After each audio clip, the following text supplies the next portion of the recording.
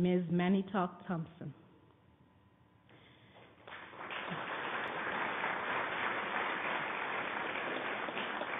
So, before entering politics in 1994, Ms. Thompson had a distinguished career in education, working as a teacher, language consultant, program specialist, and coordinator of interpreter services in Yellowknife.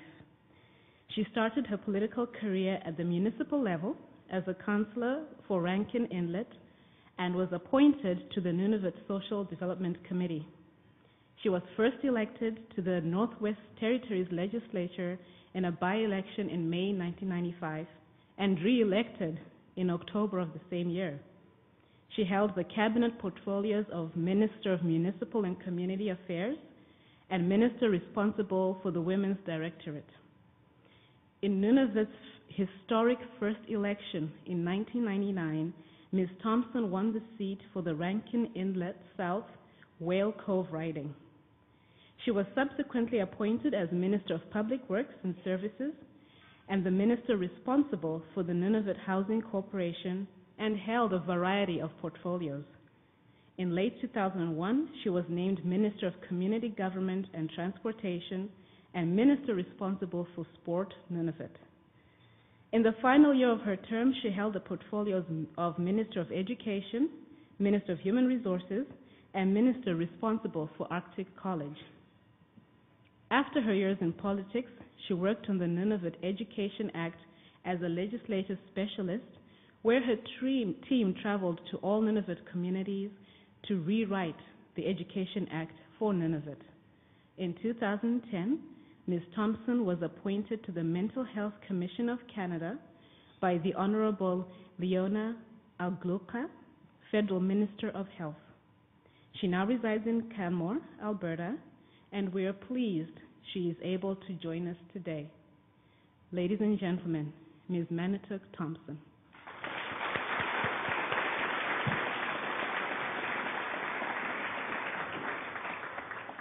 You did a very good job. Koyanamik, that's a very scary lady you're just introducing compared to where I come from. I've been working on my presentation for 2 weeks and I'm just so sick of myself now. That's my language, celebrating adult learning and keeping culture alive.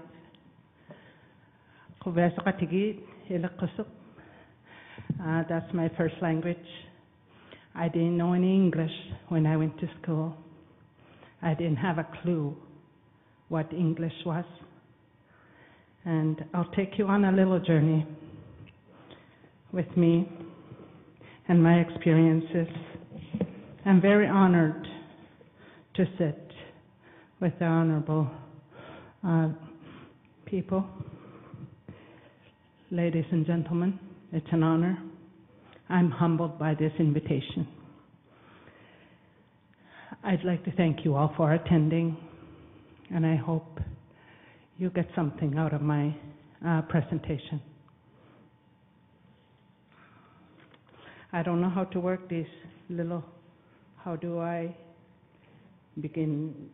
It's just forward, and I've been a minister of everything else, and even technology. And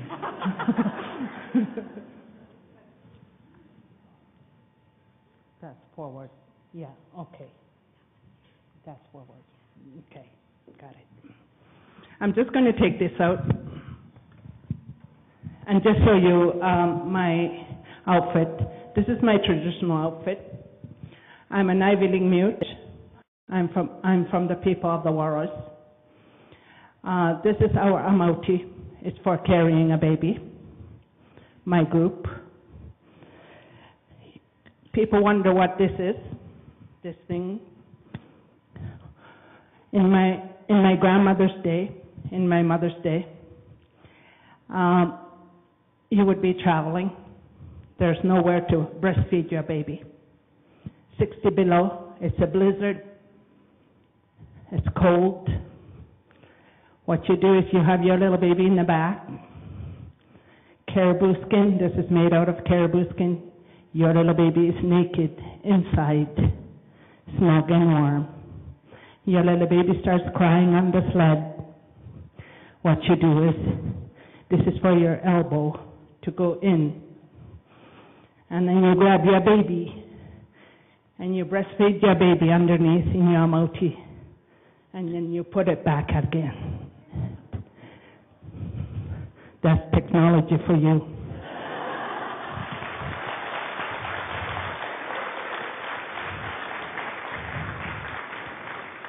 I'll start my presentation, and then I've got it into 3 sections. I'm just going to try to take you into a journey of where I come from and how to move a people, how to inspire people. What you see there is me when I was a little girl. I went to school not knowing any English at all. I was scared of every white person. I was so scared of the trader, I wouldn't even go to the store by myself. That's my kitchen in Canmore. I dry caribou meat beside my computer. I just got caribou meat from my brother last week from Coral Harbour. So I had a chance to dry some caribou meat. That's my computer. That's where I live. I probably know more about what's happening in Nunavut than Alberta. I know exactly where people are, what they're eating on Facebook.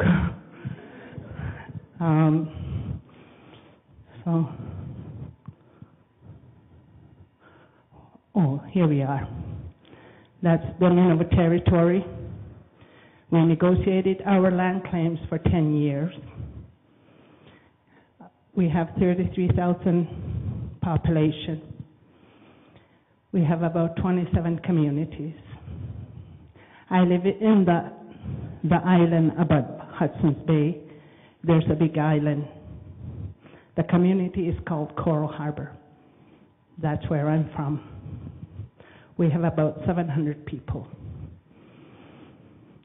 One time my husband and I traveled to Los Angeles, and the taxi driver says, "How many people in your territory?" I said, at that time there were 27,000. And he goes, "So where does the mayor live?" Say we have a mayor in every little thing that we can think of. This is Coral Harbour. That's my hometown. When you're flying, I don't know if any of you have been in Nunavut. Anybody been in Nunavut? Oh, way to go. In Nunavut, we hear a lot of people saying, "There's nothing, nothing, nothing, a little blob." What are they doing there? And it's just like that. There's no trees whatsoever. I touched my first tree when I was 14 years old. And it's just a little blob. And you know that yesterday Tom and I were driving from Canmore, and we're going through Olds, the little Olds. And I'm going like, what are they doing here? When I grew up as a little girl, my parents, we didn't live in town. It was a lot smaller than that. We didn't have a road either. That road was never there when I was growing up. We would go by dog team or walk to town. If you saw, we were about 5 miles out of town, so we would walk to school. Sometimes we would see polar bear tracks, and you just learn to avoid that. We would go to school and walk back home. And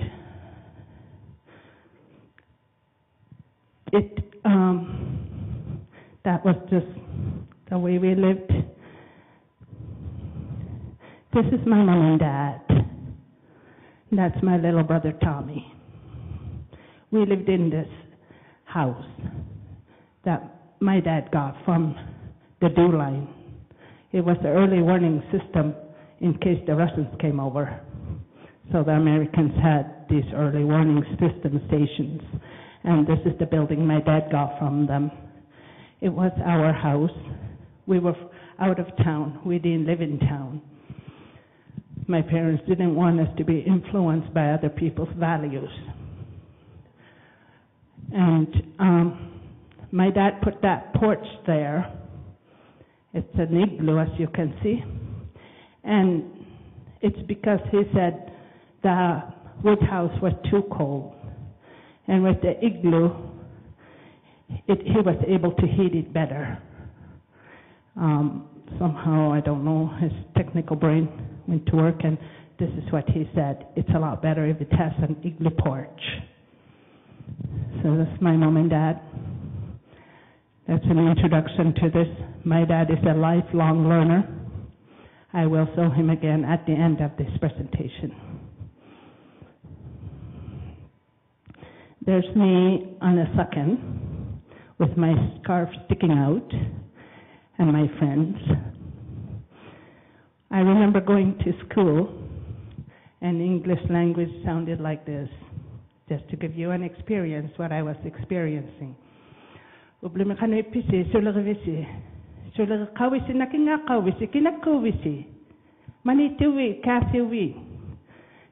exactly the same experience I experienced that day. I didn't have a clue what she was saying. Apparently she was saying what our names were. You see, my dog tag name, my dog tag number, we all had numbers. Inuit didn't have names. The government assigned us each a number. My number was E31220. My cousin's number was E31221. If you came from a different community, it was EK1337. You know you knew your numbers. The ship would come in once a year to do your x-rays, to do your dental work. You would get on a helicopter, go on the ship, and they would do your physical. The woman, there was no privacy. The woman would have to take all their tops off in front of everybody else to get their x-rays done. You would be called by your number, E31220. So when I went to school from my little outpost camp, the teacher said, I didn't have a clue what she was saying. Then we figured it out, my sister and I. I think she's asking us what our names are. See, what happened was, your name was Manitok in your home. When you went into the school, they changed it to your baptismal name. You lost your name when you went in. Anyway, we figured it out. This is what she's trying to say. So we whispered to each other. She's trying to ask us what our names are. So I said, Manito. She said, she seemed to like that name. So she didn't take away my name. I'm actually Manitok Catherine. My sister, her Inuktitut name is Katani. Sounds a little bit like Catherine, doesn't it? So the teacher seemed to be asking her, and she goes, Katani. And the teacher says, oh, Catherine. And we're trying to whisper to each other, what are we going to say? That. And I said, that's my name. That's not even your name. You're Louisa. But up to today, we have the same name. She's now Kathy. Well, I didn't really like Catherine anyway. The priest picked the name. I think I was possibly Catherine the Great. I don't know. I never attended high school. Our education system in the territory have gone through quite a lot of experiences. I've taught in school where the kids just hate school. And I've often wondered why do they hate school so much? It's from our experiences. You would be in a camp. You're 4 years old, you're 5 years old, playing outside your mom and dad's tent. The plane comes in. They take you away to a residential school. Your mother is crying, your dad is trying to protest. He's told, you're not going to get any welfare if you don't send your little boy away. That's why, from our generations, some kids have hated school so much. But we have a new generation of people who love school. In my culture, in the Inuit culture, we move on. We forget, and we move on. And I'm starting to wonder, when are we ever going to get healed with all these healing sessions? Getting back to me, I never attended high school.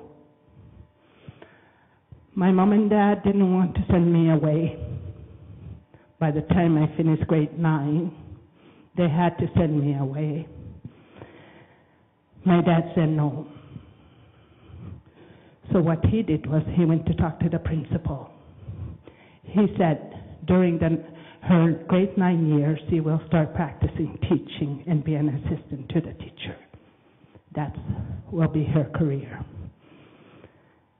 And I agreed with that. I mean, you always agree with your dad. My dad is a military type of a person. So I practiced teaching with this lady, Pat Jackson, that year.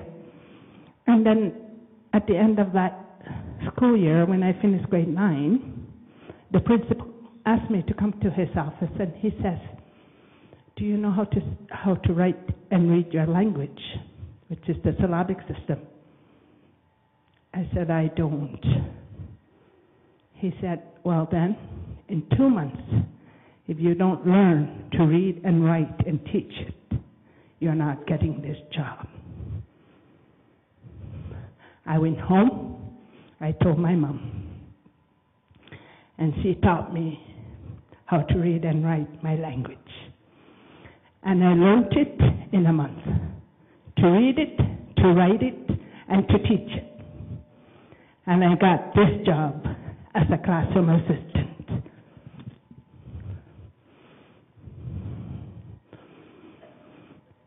In 1975, the government decided to train Inuit teachers, and I applied with my experience. They wanted grade 12 students, but I never had that chance. But because of my 2-year experience as a classroom assistant, I was accepted. I went to Iqaluit. That was going to be where they were going to train us for 1 year. The second year we had to go to Fort Smith. Then we had to go to the University of Saskatoon to start on our BA, BEd. Anyway, I got accepted. I started training to be a teacher. Before they did that, they had to find out what grade level we were at. I've never gone to high school. I've never done grade 10, 11, or 12. The math was different. The instructors decided, there were 21 of us. A lot of these people have graduated because they had that opportunity. We started doing our exam. We were going to, if we failed, we were going to go back to upgrading instead of training to be a teacher. I looked at the exam and I'm going like, oh my God, I've never seen this math before. And I just tried so hard to understand, and the English. And I was there doing my exam. The students had already gone out because they were so smart. I was there doing the exam for 1 hour. More than an hour, I figured it out. So then we got the results the next day. My name was on top of the class. I was at a grade 12 level. I just figured it out. See, I come from a culture. We can survive. We can survive anything. I come from a very harsh culture. Very cold. Any challenge, we're trained to survive. That's why my parents took us out. Out there in the house, the curtains didn't match. We didn't care if the curtains didn't match, but we were millionaires in our culture. We're too materialistic now. That's why we're poor. We weren't poor then. We were rich. I talked a little bit about that. Sorry, I need to fit into my time schedule. This is why I had a difficult time, because in my culture we don't promote ourselves. We don't talk about ourselves. I guess it's like the Japanese culture. I don't know what culture, but we don't talk about ourselves to say, this is what I did, because you're seen as a proud person. But Trisha, Joanna, and Ayat coached me into telling you guys all about this. Anyway, I was a high school teacher. I was teaching Northern Studies. I was hired. I did a lot of these other things as a consultant. I was seconded to go to the high school and try to get the kids excited into their culture and stuff like that. So they told me, you have 2 years, 148 students at the high school, grade 7 to grade 12. Try to get them excited about their culture, about their language, and try to get them, make them alive. One of my subjects that I had to teach was political science, Northern Studies. So I was doing a lot of that. During the same time, we were dividing the territory, and people were questioning what type of government we should have in the Nunavut territory. We're not party politics, we're a consensus style of government. We don't have any parties. And there was a traveling crew going around to the communities asking everybody what kind of government they wanted. And anyway, my uncle, who is a mechanic at the Hamlet garage fixing the water trucks and sewage trucks, he's very political. He asked me to come for coffee, and he said, Manitok, why don't you run for the Hamlet Council? We need somebody in there. I said, well, I could try, I guess. And he said, because we need somebody to go on the local radio and explain all about this government structures and stuff like that in our language. I said, okay. I said, I'm not even going to campaign, like, I'll just put my name in. Anyway, he told the water delivery guys and the sewage guy, every time they pump up, every time they put water in them, to vote for Manitok. If you want your water, you better vote for Manitok. So, anyway, I mean, not really that, but my uncle was quite sneaky and stuff like that.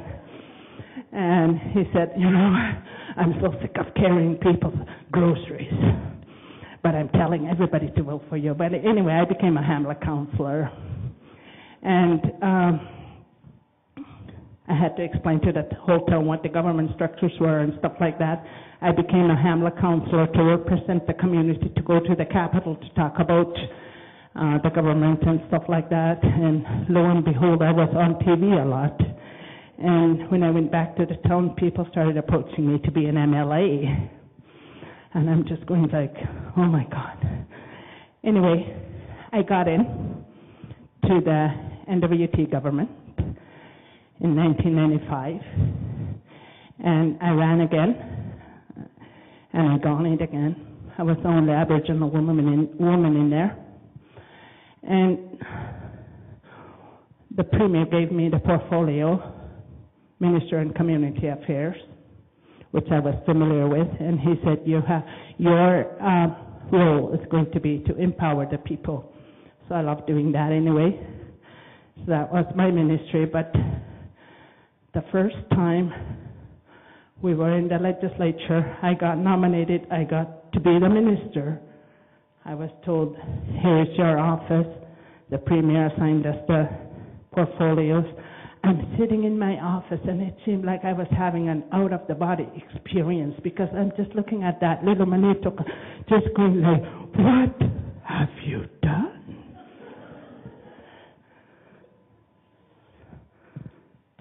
What am I going to do here? I hardly know some of the English words. My briefing book is about 500 pages. My first day, my executive assistant says to me, I've been just sitting there for about 5 minutes as a minister, just trying to figure out who I am. I just keep going back to this, that little person who didn't know any English at all, to this person who has the top job in the country. I'm just sitting on my desk, my fancy desk. The door knocks, and it's my executive assistant. And he goes, Manny, 2 of your staff are here to brief you. Oh, my God. Okay, I just sat down. 2 male white people, of course, come in, and they're sitting in front of me. I'm trying not to be nervous at all. It's very hard to learn authority. It's very hard to learn authority. So I'm there, and they gave me a piece of paper.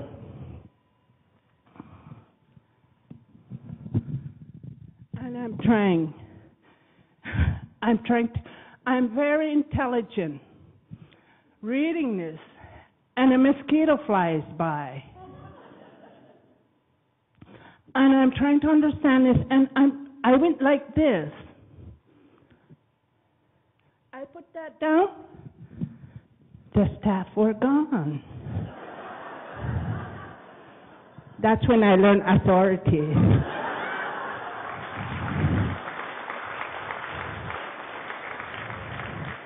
I had so much power. My executive assistant says, "What did you do?" Just a swing of the arm. In 1999, when we divided the territory, I'm actually the lady sitting on the right side. I'm the only lady. There's a guy with a brown jacket. There's a black jacket, white jacket, and there's me. I became the first woman to go into the Nunavut Government. And when you read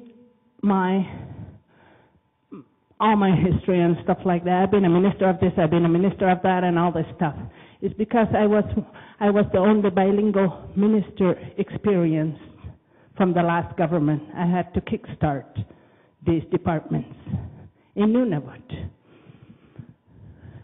I became a minister. The guys had already gone to the Premier, Paul Kalep, and gotten their choice of departments. I wanted education, but by the time I got to him, Public Works was the only thing that was available. So he gave me Public Works. And I'm just going like, what am I going to do with Public Works? So I went to my hotel room, and this is how Nunavut started. I'll just give you a bit of a glimpse of how our government was.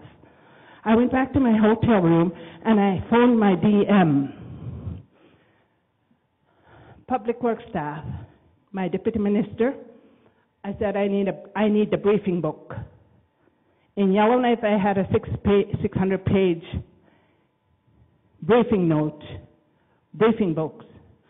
The old government is a well-oiled government for 30 years. I suddenly come to this new government. I ask him, can I have the briefing book? He says, Minister Thompson, it's just 5 pages. I can fax it down. Well, then I said, well then, on Monday, I will be coming up to meet the staff and tell them what I expect of them. He said, there's only 3 of us. There's the deputy minister, there's the assistant deputy minister, and the secretary. We don't have any staff. The regional staff were in charge for a while. We didn't even have a legislative assembly. That's the school gymnasium. That's a little bit of a glimpse of our starting of the government. That's a whole presentation. We have started graduating. All kinds of graduates are coming out of our Arctic College now. In our Education Act, it states kindergarten, grade 1, grade 2, grade 3 is all Inuktitut. You got no choice. You come to my community, your little kid, wherever, whatever, has to learn Inuktitut from kindergarten to grade 3. And then we start switching from grade 4, grade 5. Well, we didn't have enough teachers. We had to start graduating teachers. So we brought the program to our communities. Instead of people going away, we brought the programs into our communities for a 2-year program with instructors from university, with summer programs where they can be away from their families for maybe a month, and got trained Inuit teachers. We have Inuit teachers all over the country, teaching the language, teaching the courses. We now have mining coming into our territory. We have all kinds of mining coming into our territory. We have brought programs into our little communities. We have this group that just graduated the drilling training program in Akvet.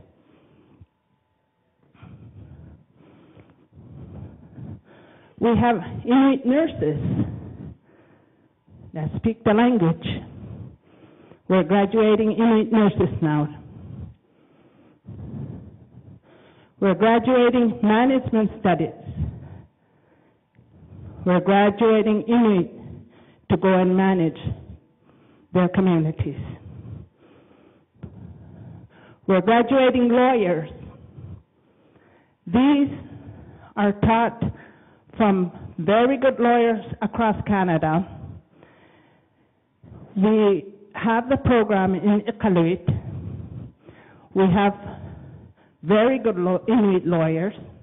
We've graduated 16, and one of them even articled in the Supreme Court of Canada.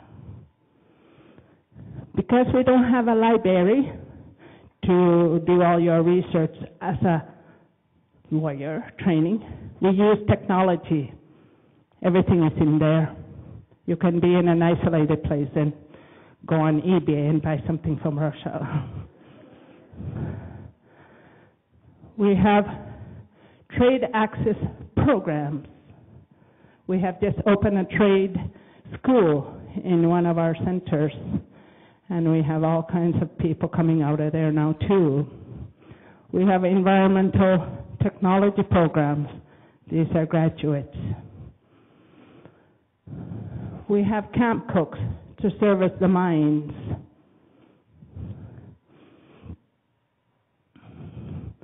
Here's a lifelong learner. Her name is Eva Nukapia. She's actually trying to find out how much, these are comics. These boots I'm wearing are made out of the seal skin. These are particularly for a woman. Recently, somebody opened a Facebook, Iqaluit auction and bids. The women were selling these for $250 before this auction and bid started on Facebook. A lot of our young people have started to lose the skill. They're just buying them from people who can make them. So what somebody did was they opened this auction and bids. Now the elders put their comics on there, and they're going for $1,500.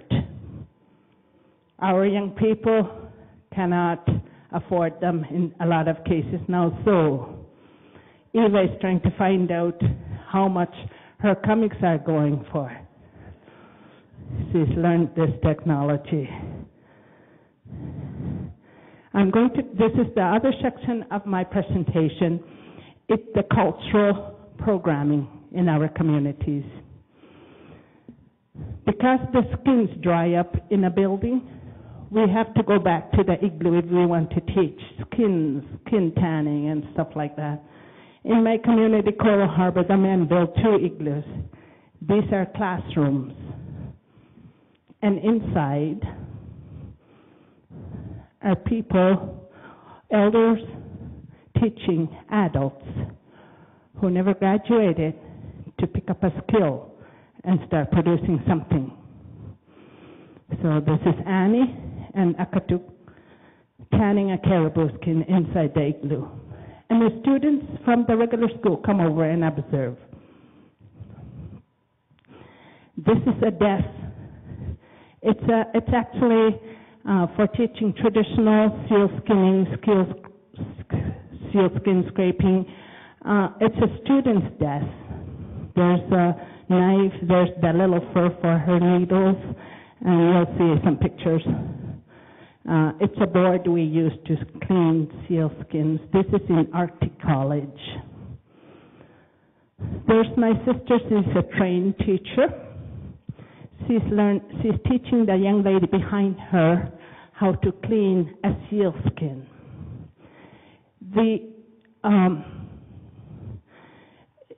She will have to do it herself.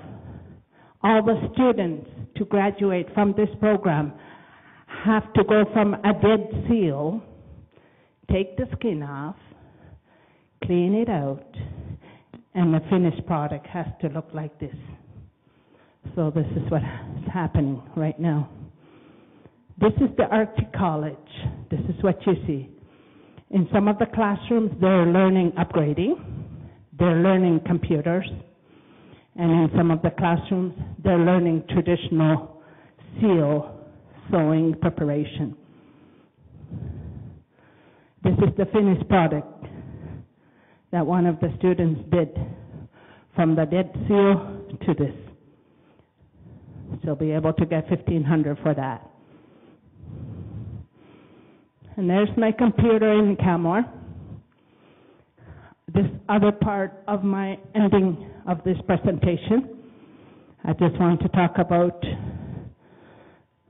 how to move a nation. I am in Camor, not because I want to be, because my little granddaughter had leukemia, and we don't have any hospitals. We have 2 hospitals in Nunavut who are not able to tailor to that. Her parents are separated. She's my adopted son's little girl. She's my only grandchild. She was with her mother when I heard she's been medevac down to Winnipeg. I was at the time rewriting the Education Act for the territory with a team. I heard she was in Winnipeg, and they were going to foster her out to a white family in Winnipeg because it's going to take a long time. I quit my job and took over. And I slept on a chair for 9 months, fighting for her life. The government officials came to me and they said, you won't be able to do this. 8 by 10 little room in isolation. We don't have a bed for you. I said, you don't know where I come from. You really don't know where I come from. I come from a place where we had to share a cup, where my mom didn't care about what color of the curtain was. Were we poor? We were not poor. We were rich in our culture. That's where I come from. I didn't know any English at all. None whatsoever. My granddaughter is sick. I can sleep on the floor. I will be here 24/7. It doesn't matter how long. I am a survivor. I'm from a people that survive. I can survive anywhere. In this room, there's the light, there's the heat, the food comes in. What are we complaining about? I slept on a chair, and my granddaughter is healed completely. She is 7 years old now.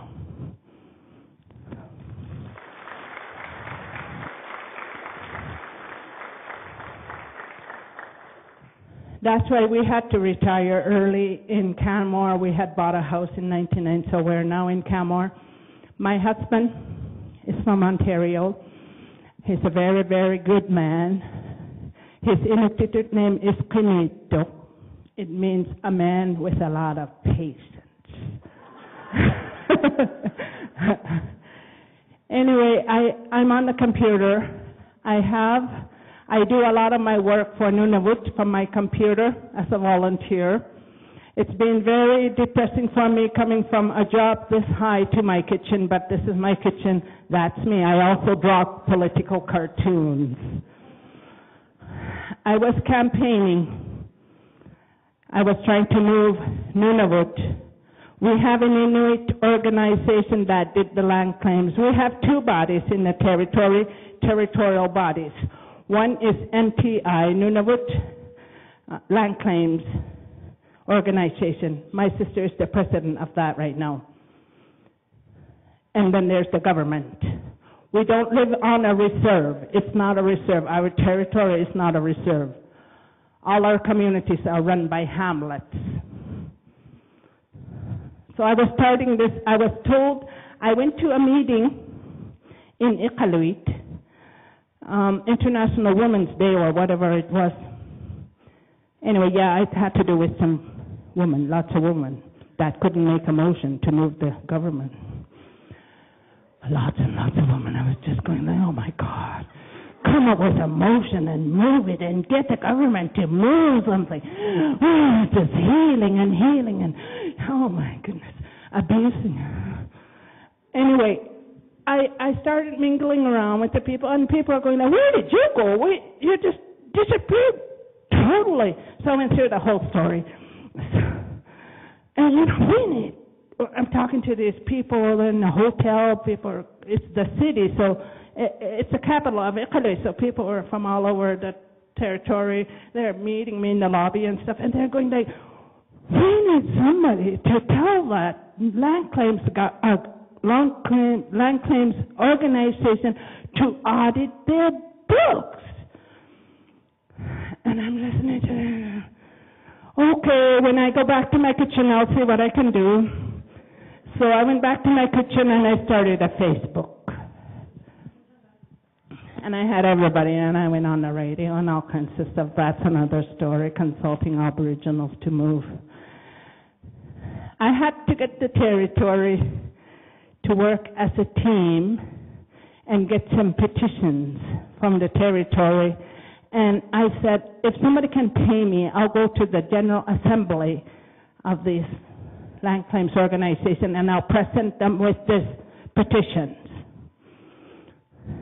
This is actually near my cabin in Cora Harbour. We have beluga whales. We eat just about anything. That's my brother, my sister in the yellow coat, my cousins, whatever. They just caught a whale. You have to do pretty well everything as a teamwork. So this is just, I thought this was such a good photograph, I had to stick it into my presentation. Then I thought, this was my other cartoon on the Facebook to just shock those people. I had a lot of people on my Facebook. What I did was I contacted every loud, aggressive elder in each of the 27 communities. I went on the local radios on every community and briefed them what I was starting to do. I got a volunteer from each and every community. I went on CBC radio. I went on TV. I had to move the nation to get this petition hung everywhere so people can write their names. And this was our petition that I did. That's my little granddaughter. I had to put her on there. And it says, we need to be confident about the financial affairs of the organization and the people looking after our land claims and blah, blah, blah, blah. And people were signing these things. From my kitchen in Canmore, I had to write them in different languages because we have 2 writing systems. With English, it's 3. When you go to school, you have to learn 3 of them. So there's all my petitions. From my kitchen, I got 2,500 signatures from the territory. I learned that the organization was going to meet in October. So I was trying to get on their agenda, which was pretty difficult because they knew I was up to something. They didn't really want me to go, but, you know, I have elder friends, my uncle and the water delivery guys. So I got this, all these things were being faxed to me, to my kitchen in Canmore. So I got all these petitions. And I phoned my sister, my younger sister, Kathy. Can somebody, do you have any points on the aeroplane? Get me up there. And she did. She got me up there. The next thing was I had to try to get on their agenda. 2 older men, Ole Itinwak and Norman Atangala from Baker Lake, decided to be my security guards. They wanted to also sit with me at my presentation, so one of them flew down, and they just wanted to be sitting beside me and just tell those guys just exactly what to do, just to listen to me and stuff like that. So I land in Yellowknife, and there's a TV crew, and I'm going like, I wonder who are they interviewing? Must be the president of NTI or the vice president. They're all on the same plane, and the microphone goes to me. And I said, we want to know all about your petitions. So I was on there, so that did good for me too. So there I am. I got there on their agenda after a few tries. I did get on their agenda. And there's the old guy, Norman, just telling them exactly what to do to smarten up. This is not what we expected from the Land Claims Organization. We want this straightened out. And there's the crew that they're from communities, they're presidents, vice presidents, whatever they are, we're presenting to them. And I'm just about done now. It's a little bit hot in this room. I'm presenting to them. Before I showed up, an hour before I showed up, they fired their president. And then I was on the campaign trail to try to get my sister on there and blah, blah, blah, blah. Now she is the president. This is my last slide. It's my father. You saw him as my first slide. I was just talking to him last week. He's reading the newspaper. This is an old photo when I was in politics. He read everything, what they were talking about. He knows everything about politics in Canada, in England, and what's happening in the European countries. From his language is from CBC, because our CBC talks in Inuktitut. He's an adult learner. I asked him last week, how did you learn to read and write Inuktitut? And he said, my mother had the Bible, and in the Bible was the syllabic alphabet. She just read it to me one time, and she told me, now you learn to read and write. He taught himself to learn and write Inuktitut. Then I asked him, because my dad has a visa, of course, and stuff like that. And last time I was in Coral Harbour, last August, he said, can you go buy something, groceries, because I'm a little tired right now. And here's my credit card. So I went to the Northern store and I bought these things, and my bill went up to $155. I didn't think my dad would notice. I come home. After a while, my dad's looking at the receipt, and he goes, I just have $5 left for my budget this week. And I'm going like, oh my God, he knows what he's talking about. I asked him, how did you learn numbers and dollars and banking, all this stuff? And he said, when I was a little boy, there was one white trader, one white person, and the priest. He said, this is what I used to do. I would go stand at the trading post near the counter and just listen to the fox skins being traded. And the manager would be counting them. That's how I learned my numbers. And then he would be saying how many dollars the trader needed. That's how I learned my numbers. He is so good. He can read the newspaper. He knows Christian, the political parties. He is 89 years old. He's got one eye now. He's got a little four-wheel Honda. In Coral Harbour, we have a gravel road. He knows the road going to the Northern store, to the post office. And when I went there, I told the police, you know what? My dad is the king of the road. He doesn't care if it's on the right side or on the left side. So when you see him, you move. That's my dad. Thank you very much.